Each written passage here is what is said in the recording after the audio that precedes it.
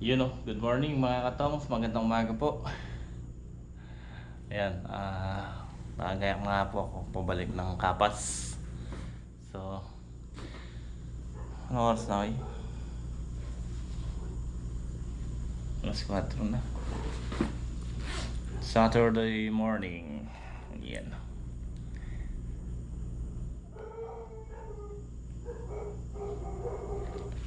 Ako na ngayon 13 na. Ha? 13 mo yan? Wait. Oo nga, 13. So, ayan, mamaya pagbalik ko doon, magti-3 days net kami. Dahil gumagapang na yung palaya. Okay. Paalam mo, okay. Ayos na. Tanglawan mo muna.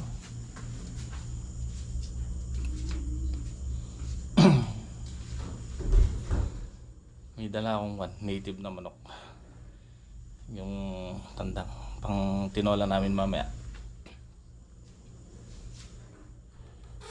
So yung siling dala ko nung umuwi ako, alang nabenta. Pinuntahan namin ngayon ni Mrs. sa palengke kanina. So binaba ko lang kasi nung tinaan ko dun binaba ko tapos ngayon namin binalingan. Hanggang ngayon nandun pa. Ayaw mabili. Puro patsi raw.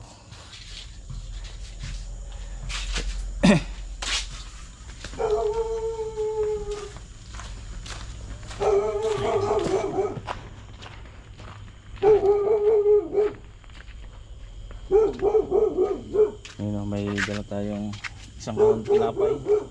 Tapos ito yung gamot na binili ko, mga polyap. At ito yung manok. Yes na ako. Ayun na.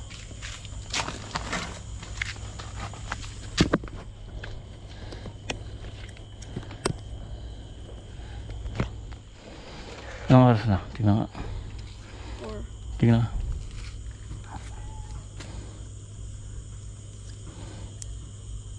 Alas 4. Sakto. Mga alas 6 andun ako.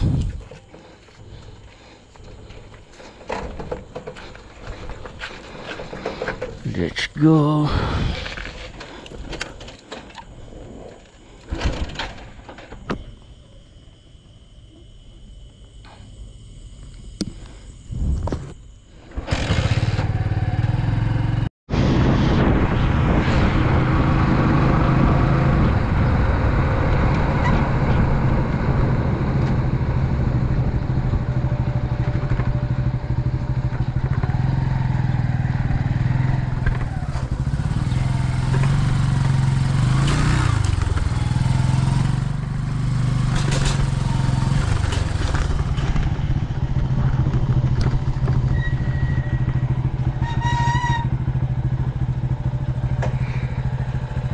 Ay.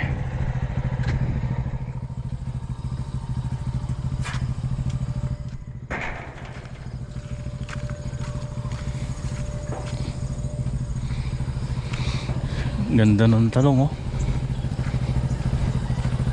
Ganda ng dahon Kawat. Dito na nga ako mga katong sa farm.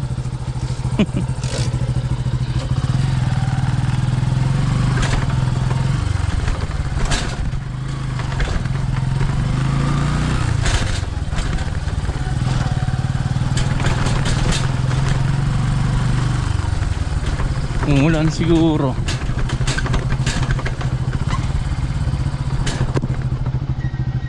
Ayun ganda na ng talong dahil ng bulaklak. Ayos.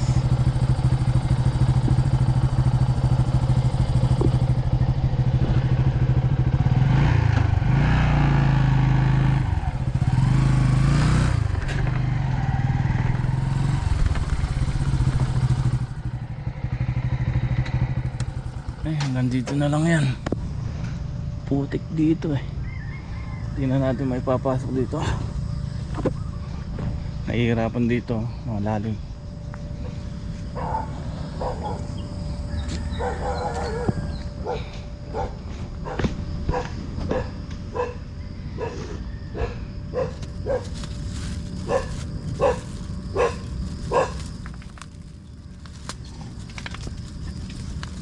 Hey! Gag!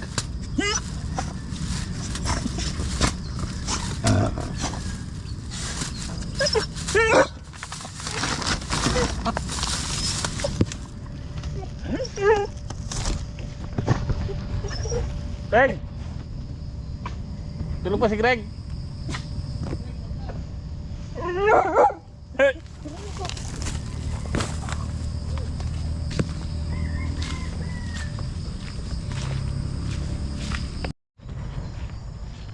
Okay, ayan, nakarating na nga tayo sa farm. So time check tayo. Alas 6 ako dumating dito. So sakto yung oras natin kanina. Umalis ako alas 4.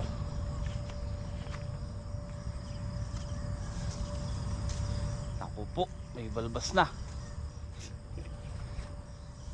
Ay, may bigote na. So nung umuwi ako, bago umuwi mga katongs, nag-spray pa ako dito ng ng fungicide. Tapos kahapon, isang araw lang lumipas. Kumbaga hindi mapekto yung in-spray natin fungicide. Ayun, nagkapan na yung unang dahon niya. Taltik. So papabili tayo ng ng isang fungicide. Kasi kaya yun lang naman yung in-spray ko. Masyado pang maliit para ikuan natin ng medyo matapang na fungicide. So ngayon may ikuan na siya. Kumbaga may dahon na siya. Kaya pwede na natin isprayan ng medyo malakas na fungicide. Hindi naman kakalat yan kasi pagka yan na natuyo, okay na yan. Basta alagaan lang natin sa fungicide talaga to. Ay, so ngayon nga po kami magkakabit ng trellis net.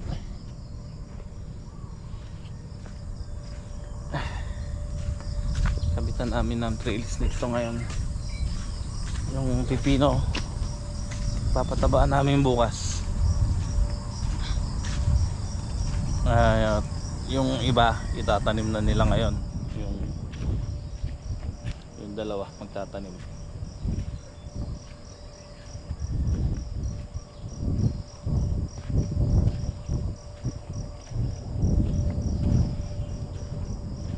Maganda naman yung bulas ng ampalaya natin, oh. Etong buwan lang naman yung unang dahon. Agapan na natin yan bago humawa. Pinatabaan nila kahapon to, pinatabaan nila dito Unique 16 na, sabi ko. Kasi kuwan na yan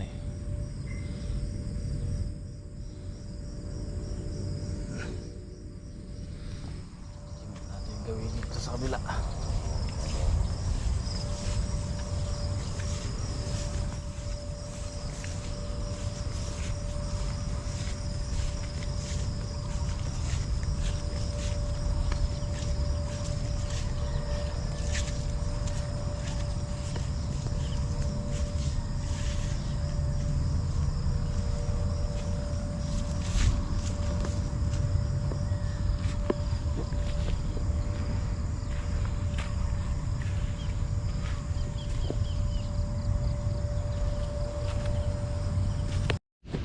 Okay mga katongs, habulin ko ng lang to, spray muna.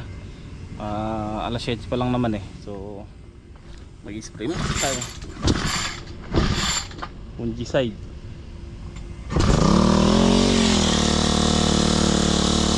Ako lang muna mag-isa mag-spray kasi dalawang karga lang naman to at kailangan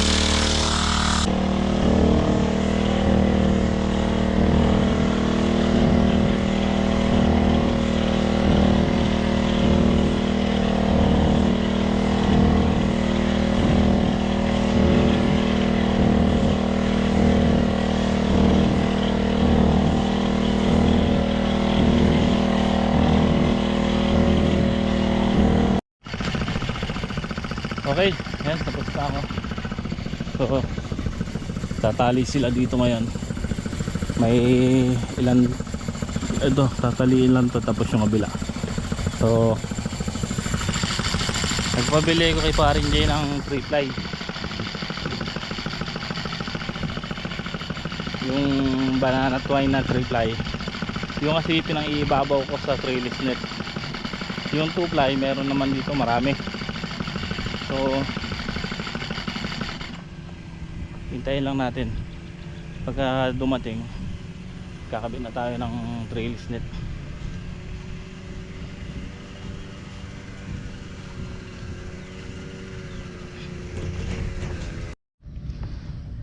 Okay po mga katong, sayan, naghihila na kami ni Bato ng tali dito sa pagkakabitan ng trellis net. So ito yung ginamit natin. Bali, ito yung galing sa talong na tali. Ngayon nagpabili na lang ako parang ng 3-ply na 5 kilo. Kasi ito pang ilalim lang to, 2-ply lang to, at saka pang ilalim at saka pang gitna. Yung 3-ply, yun ang pinangtataas natin kasi kailangan ng matibay doon at mabigat yung bubuhatin doon. So ito na lang ginamit natin pang ilalim at saka pang gitna sa trellis net, itong nakuha natin sa talong. So kaya pinatabi natin.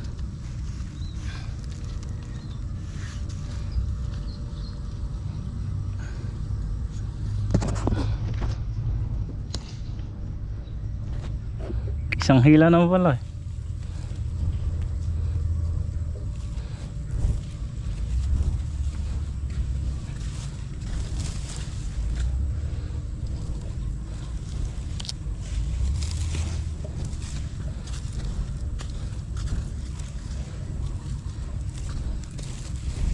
Oh.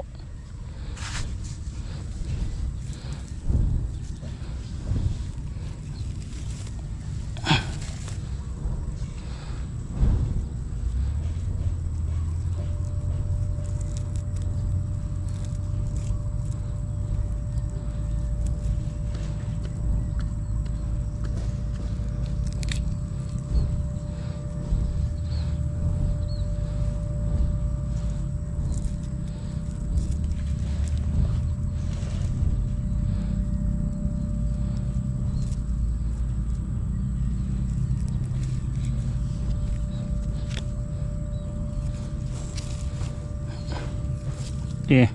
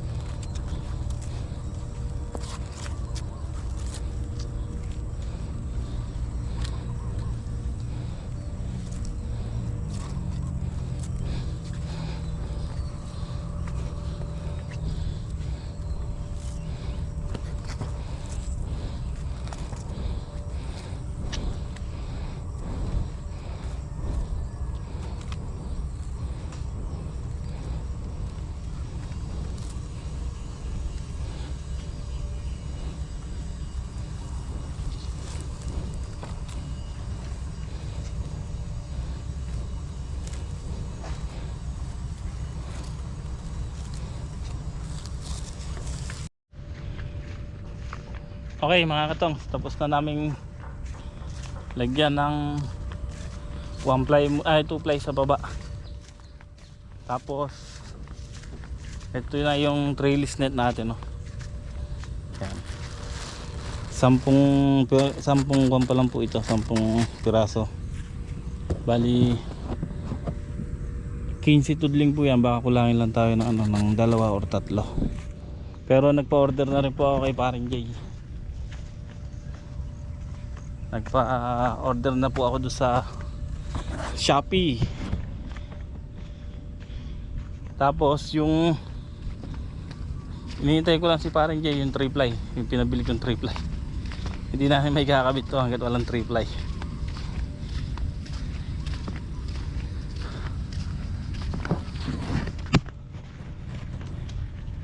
Okay, ayan mga katongs, maglalagay na tayo ng trellis net.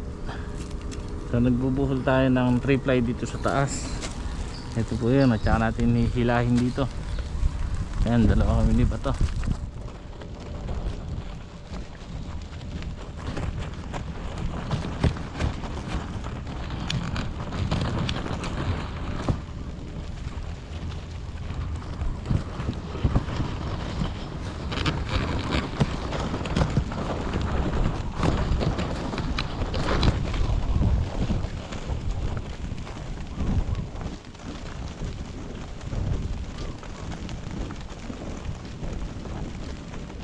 Umuulan pero maaraw.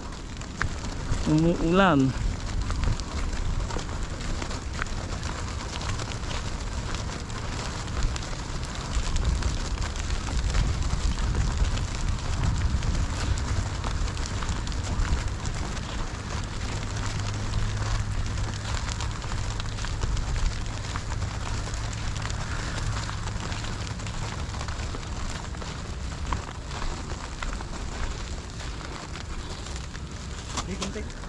Hmm? Hmm.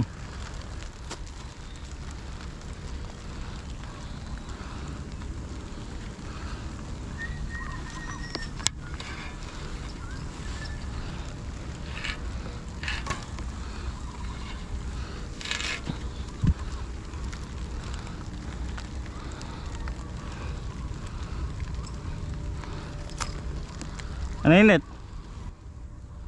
Yan. Tsaka natin, ay, ihigpitan ng tali na. Hop.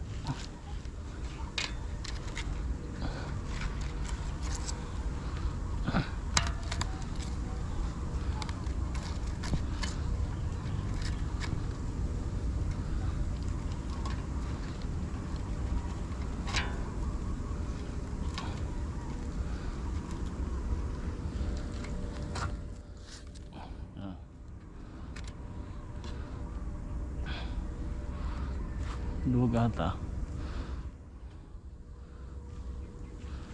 Dito rin. So sa ilalim kailangan natin hulihin. Ito. Yan. Huh?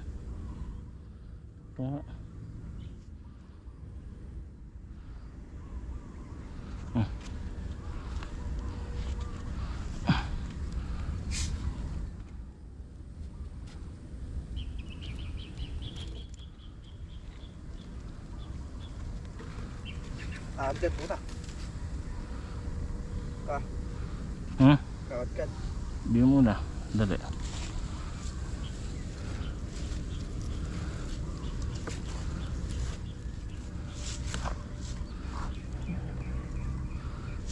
Dali mo. Yeah. Yeah.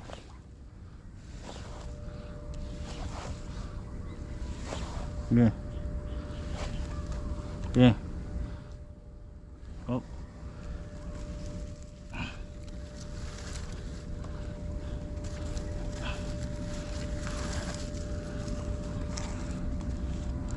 Ano?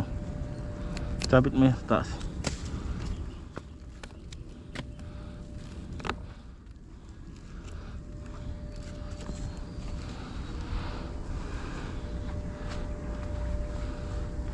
Tanggalin na natin dito.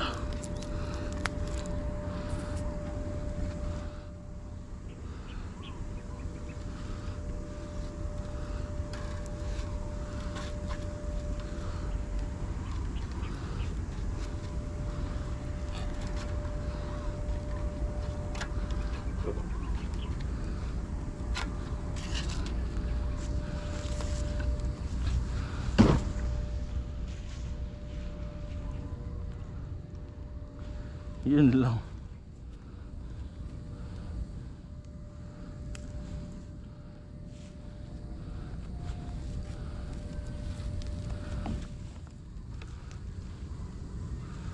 Dali.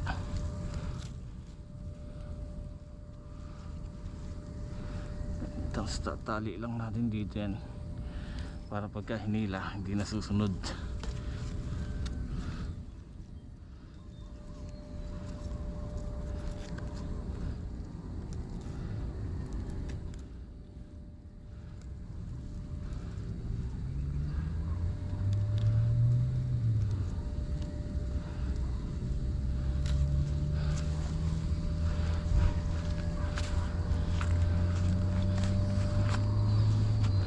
Hinahin mo na. Hinahin mo muna pa ganito. Hinahin mo dyan sa gawin dyan.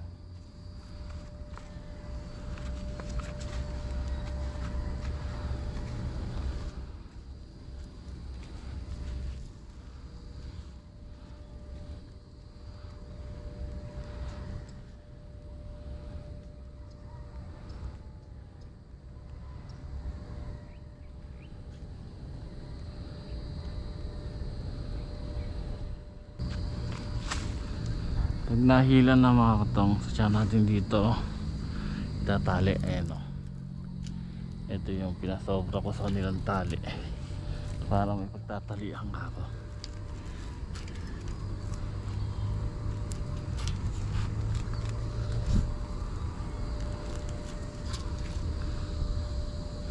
Satya dito sa ilalim tatali ni bata.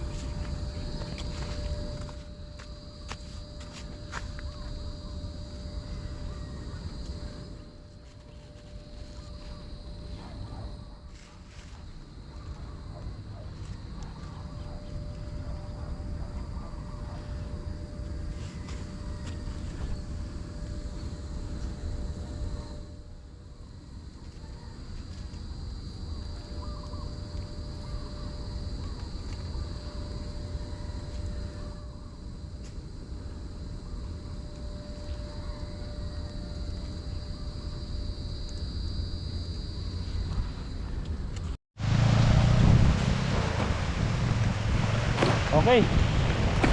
Mga katongs,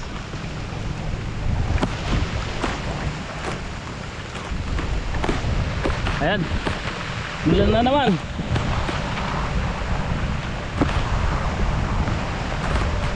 Bulan na naman. So ayan po mga katongs, gumagabi na nga po. Ali, pinudburan ko lang ng puradan yung tinanim nilang pipino rito. Ayan o. Ayan po yung second batch na pipino natin. So hindi nila nayari kasi biglang buhos yung kuwan kanina, lakas ng hangin. Kaya lang saglit lang, hindi rin tumuloy. So bukas na ng maga nila yayari yan. Isang tudling na lang. So pagkayari nun, puno na lahat ng pipino yan. Diyan palaya. So ayan na nga po yung palaya natin, no? Kaso maaga siyang tinamaan ng pungus. Makuan lang naman ng patayin to. Madali lang naman patayin. Kaya lang yung in-spray natin kasi mangguseb lang na matabang yun eh. So parang sinunog lang nun yung yung pungus nung una. Kasi nung tinanim natin to, buhat 4 na araw na naulan. So kakanain talaga ng pungus to. Nung binomba natin ng mangguseb, ayun, nasunog kaya nagkabaltik yung dahon. Kumbaga nakita yung pungus. Pero kung naman na yan, sunog naman na yung pungus. Kanina in-sprayan ko rin ng Daconil. So yan ang agapan natin. Mahirap yan. Bagay yung unang dahon lang naman yan eh. Talagang mabilis, malalagas naman yan sa kwan. Pwede naman natin alisin yan para hindi na humawa. Ayan nga po yung puradan. Yung pipino natin doon, yung unang tanim, malalaki na. May 2 dahon na.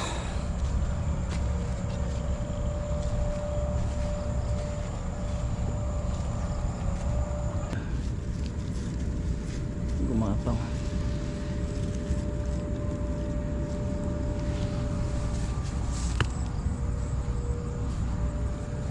Ayan na.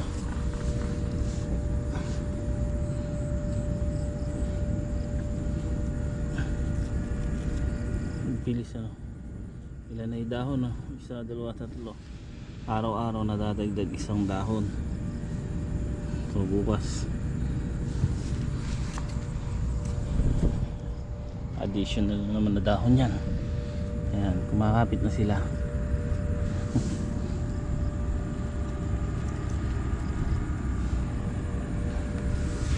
Ito po yung tira naming punla mga katongs. Kasi ito, tingnan nyo yung tira naming punla na tinanim ko nga po rito mga katongs. Yung sinasabi ko na sayang, tinanim natin guys sa dating pinagtaniman din ng ampalaya. Parang tingnan nyo ito, hindi tinamaan ng baltik yung dahon nya. Huli natin tinanim kasi ito eh. Tinanim natin to tapos na yung ulan. Kasi nga mga katongs, nung tinanim natin yung karamihan na sakto, kinabukas nung gabi umulan. 4 na araw.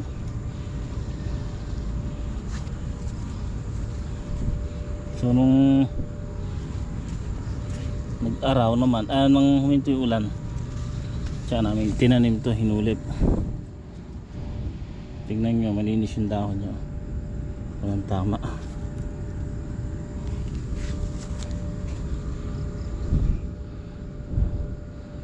Madali lang naman pata kontrolin yan mga katongs, basta tiyaga lang sa pag-spray.